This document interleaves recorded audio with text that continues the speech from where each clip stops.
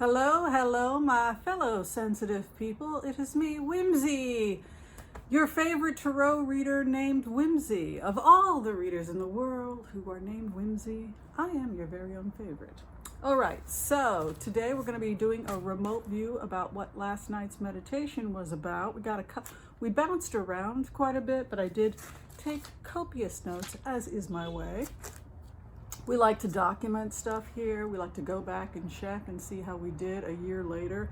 Everything is on tape. We do that deliberately so that we could go back and grade ourselves. One of the biggest challenges I find, and I find a lot of remote viewers, particularly those of us who do the heart-centered technique, we always, sometimes you have to deliver information that people don't like or they get really, really upset. But I still will document it how I see it. When I first started getting negative feedback, I would get really, really upset because I couldn't help or change what a remote was or what it was like to be in the head of somebody else. And then I realized it wasn't my job to justify what they think. It's kind of like being a reporter. When you're a remote viewer, you go in, you put your own emotionalism aside, and you simply observe what it's like to be in the world of the other person. Somebody had asked when I had remote viewed Bill Barr, what's the point if the person is lying to themselves? It's important to see the world how another person sees the world, particularly an opponent, so that at the very least you can attempt to understand how we might be perceived of by the other side, and it can be used to improve communication between sides that don't agree. So it's interesting to sit in the shoes of somebody who is a Republican, because some of the arguments that the Republicans make about frugality and being physically conservative, that is stuff that most of us would agree with, as long as it's a good use of our investing. But the fact that the budget, we keep getting a deficit, etc. So you can see how both sides are fighting. Maybe if people just sat down and really heard each other and respected each other, more would be accomplished. But it's interesting to sit in the shoes of another person who may have different beliefs than myself and realize that they don't think I'm evil, I'm an evil person, and I'm doing this to destroy the world. I've never gotten into somebody's space energetically when I do a heart-centered remote and found that the person thinks that they're evil. Are they in denial? Are they lying to themselves? Maybe, perhaps. I think all of us are at risk of lying to ourselves. I mean, they say from the point you know your marriage is over or that the relationship is over, it can take 5 years before you file for divorce, because sometimes there are unpleasant truths we don't want to take a look at about ourselves, about our relationships. That would be an example of how a person might lie to themselves. So when there's something unpleasant we don't want to look at about ourselves or the world or something else, we may choose to put our head in the sand or tell ourselves a story to make our life more palpable to ourselves. One of the things I like about modern Buddhism and the meditation techniques is it allows you to lay aside your own defensiveness and be able, to the best of your ability, to look at things objectively without any emotion at all attached to them. And that's certainly what I try to do as a heart-centered remote viewer. So the first thing I want to talk about is the direction that I felt the presidency was going with Donald Trump, and what I felt when I entered into the tactics that will be used by the intelligence agencies and will be used by certain members of the Republican Party is laughter. And the goal of the intelligence agencies is that this will not end in violence, but that this will end in laughter. So this is an actual, real technique you're going to be able to observe in real time, where collectively it would seem the intelligence agencies, moderates in the Republican Party, media, etc., will begin to depict the president as laughable. This is an actual attempt to. This is based on a psychological understanding of his makeup.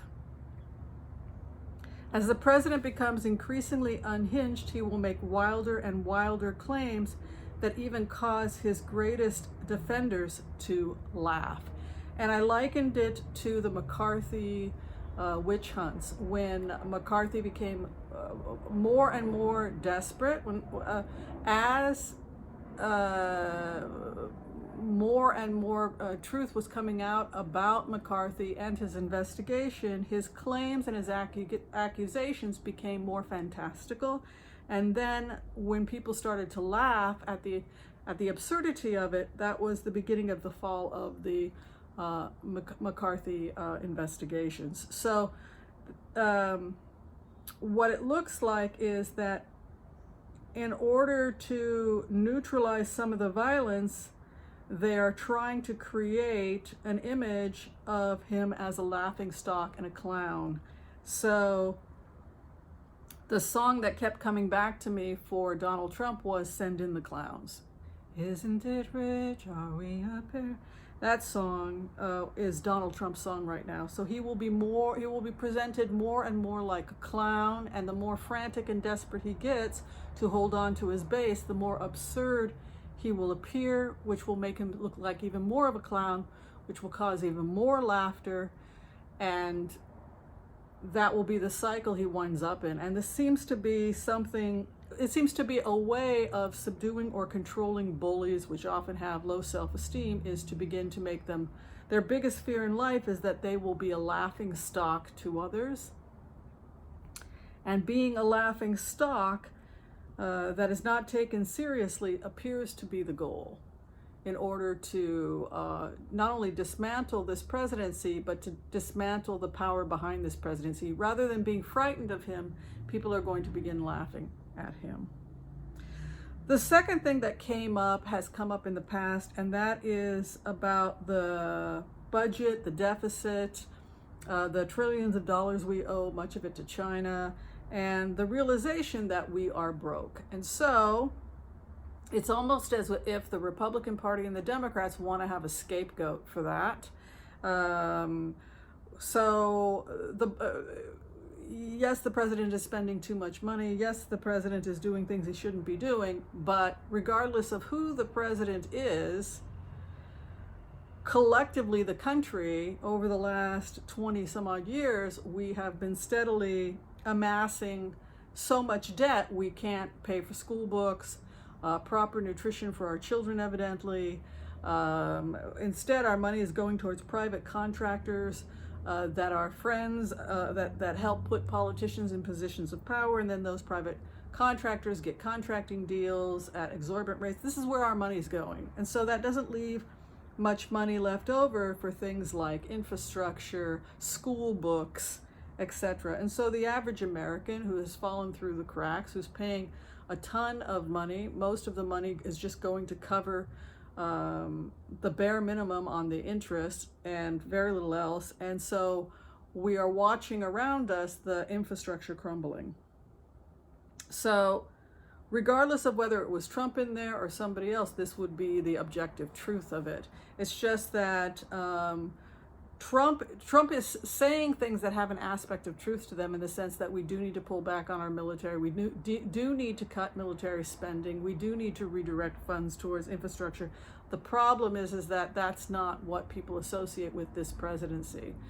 So that's the schizoid that people are critical of. Irresponsible pulling back of troops, putting allies at risk, spending exorbitant amount of money for his own personal gain, etc. So we all have seen that hypocrisy, but he's speaking a truth. There is a truth in what he is speaking, which is that the country is bankrupted and we do need to pull back our resources, and we can't police the world.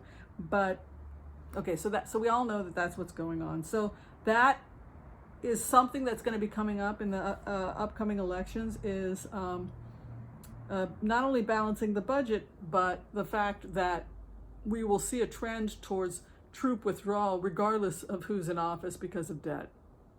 And because we can't continue to rely on China to financially support us while we attempt to engage in these blockades, etc.